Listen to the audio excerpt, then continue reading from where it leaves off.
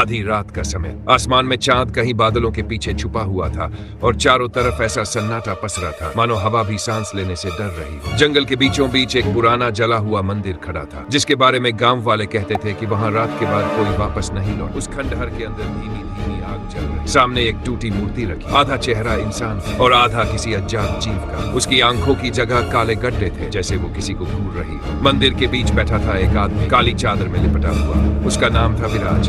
गांव में उसे कोई नहीं जानता था, लेकिन वो सबके बारे में जानता। ओम कालरात्रि स्वाहा, ओम कालरात्रि स्वाहा। जैसे जैसे वो मंत्र पढ़ रहा था, हवा ठंडी होती जाती। अचानक उसने अपनी जेब से एक छोटी सी गुड़िया निकाली और उसे मूर्ति के सामने रख दी। आज पहली भेंट है। इतना कहते ही मंदिर के अंदर एक अजीब सी आवाज गूंजी, जैसे कोई धीमे धीमे हंस रहा हो। अगली सुबह गांव में हड़कंप मच गया। अरे सुना क्या, रामू की बेटी रात से गायब है, किसी जानवर ने उठा लिया होगा। नहीं, मंदिर के पास उसके पैरों के निशान मिले। गांव वाले डर गए, क्योंकि वो मंदिर सालों पहले बंद कर दिया गया था। लेकिन उसी दिन गांव में एक नया आदमी आया, अर्जुन, शहर से आया हुआ एक पत्रकार। यहाँ बच्चे अचानक कैसे गायब हो रहे हैं, उसने सरपंच से पूछा। सरपंच ने नजरें चुरा ली। ऐसी बातें मत पूछो बाबू, कुछ चीजें ना जानना ही बेहतर होता। लेकिन अर्जुन, शाम होते होते वो मंदिर के पास पहुंच गया। हवा ठंडी और पेड़ों की परछाइयां जमीन पर ऐसे हिल रही थी जैसे कोई छुप कर। जैसे ही वो अंदर गया, उसे हल्की आग की रोशनी और फिर उसने देखा विराज वो उसी मूर्ति के सामने बैठा था और इस बार उसके सामने एक बच्चा खड़ा था, जैसे किसी जादू ने चकरा।